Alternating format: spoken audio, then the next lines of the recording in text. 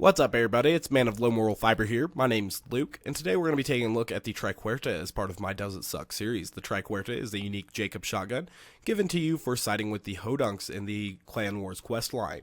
Now, this particular weapon is going to have the bandit barrel, or the triple barrel for shotguns, meaning it will consume 3 ammo per shot, which is nice considering that this magazine size on this weapon is 6, and you'll get the one shot, one kill bonus with it every other shot. And so that actually works out really well. Beyond that, we'll notice that this weapon has a very high accuracy for shotguns, and that it also has a unique spread pattern that kind of resembles a triangle. Now, two-fang activated there and there, because the game is trying to irritate me right now, but we can see that it does kind of resemble a triangle, with most of the pellets being concentrated in the middle. And even as we get a little bit further from the wall, we'll notice that the spread pattern on the Triquerta is still fairly usable at range, which is surprising for Jakobs shotguns. In comparison to the quad, we'll notice that the Triquerta has surprisingly more pellets than the quad does, considering the quad does have the Torg barrel. However, the quad has a much higher damage per pellet, but the accuracy on the quad is much, much lower. And at range, the quad's accuracy is rather abysmal and kind of hard to use. However, the Triquerta is obviously less damaging with the total potential damage per shot than the quad is, but it does consume less ammo as well. So we'll see how the Triquerta does here in the Washburn Refinery. I've used this skill build here, or a skill build very similar to it, to test some other Jakobs shotguns, and they actually performed pretty well. So we'll see how the Triquerta does here in the Washburn Refinery. Of all the Jakobs shotguns I tested, I would say that the Tidal Wave performed least great of all the Jakobs shotguns, but even it was able to perform fairly well. And part of the reason for that is that Zero does have good synergy with Jakobs shotguns. However, I've tested these Jakobs shotguns on Maya as well, and they perform well with her, just as they do with Zero. Maybe not as well as they do with Zero, but they're still powerful weapons with Maya. And obviously they have synergy, or at least glitch synergy, with Salvador as well. So it's not as if Jakobs shotguns don't perform well with every character. They do. They just happen to perform surprisingly well on Zero. Maybe not surprisingly well, but maybe most well on Zero. And so as you can see, this weapon does have some one-shot, one-kill potential, especially coming out of Deception, if you were able to put a good shot on an enemy. But even out of Deception, we were able to one-shot, one-kill that gunloader just a moment ago as well. And so that's good stuff.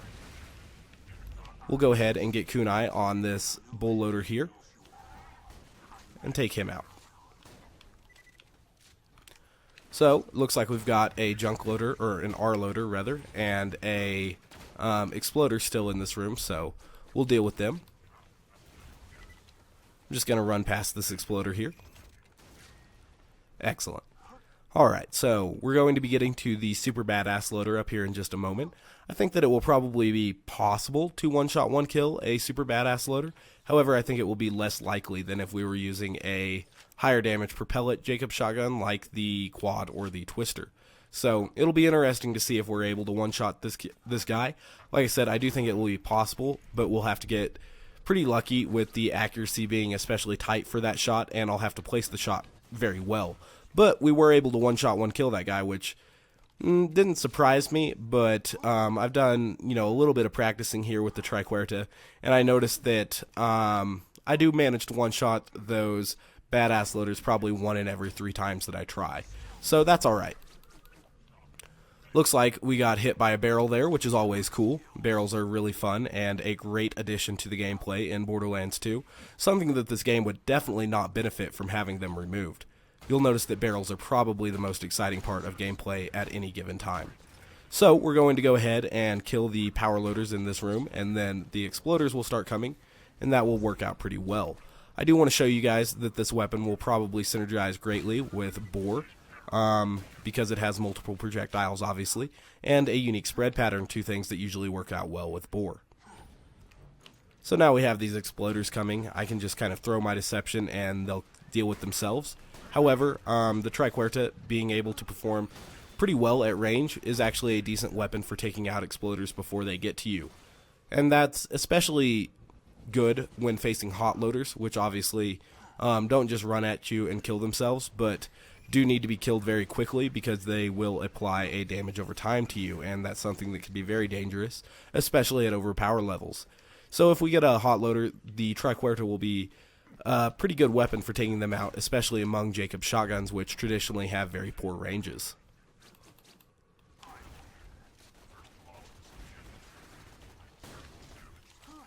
So that gun loader there was in full retreat mode. That's always kind of irritating, but not a big deal. Looks like we finally did get a hot loader here. So I'm actually going to get Slag and Kunai on this guy, and then take him out at a range at which we are not within his explosion radius. So we're doing alright right now. Looks like we got another... No, that's not a hot loader at all. I was just confused.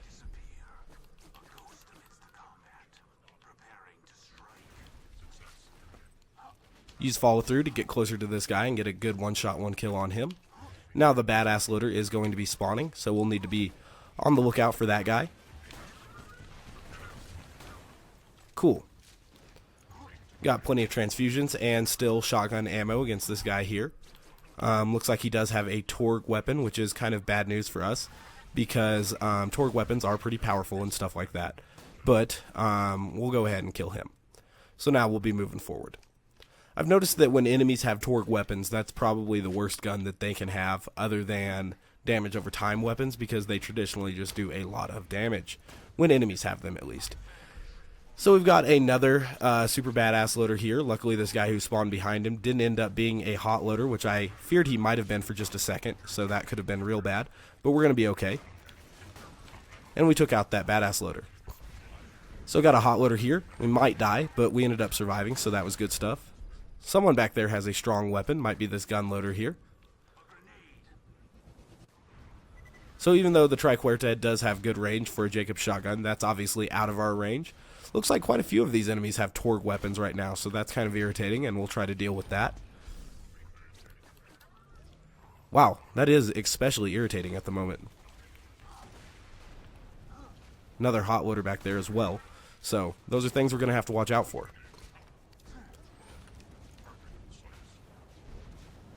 Alright.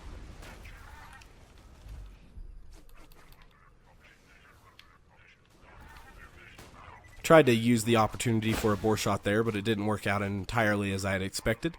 But we're okay right now. We're not doing too terribly. These enemies do have Torg assault rifles, though, which usually aren't that great for players, but I've noticed when enemies have them, they can be especially irritating. So we'll have to watch out for that, and we'll try to work through this room without too much trouble. And I have noticed that sometimes when enemies spawn with a certain type of weapon, they are more powerful than others, obviously. But beyond that, enemies throughout the whole map will spawn with that type of weapon. And that can be kind of irritating if you get a poor spawn, such as Malawan SMGs or Malawan sniper rifles, or in this case, Torg assault rifles, which are pretty damn powerful. For enemies to have, at least. Doing pretty well, though. We're almost through this room, and that's a good thing. So, I think this video has been pretty illustrative of the fact that the Triquerta definitely doesn't suck, and that it is indeed a fairly potent weapon. It may not be as great as the Twister or the Quad, but I think it is pretty powerful, and obviously it is very easy to acquire. So, that's something that you might want to keep in mind when thinking about this weapon. And we're just going to work through the last couple enemies here on the way to Hyperion's waiting room, and we'll go ahead and call it good.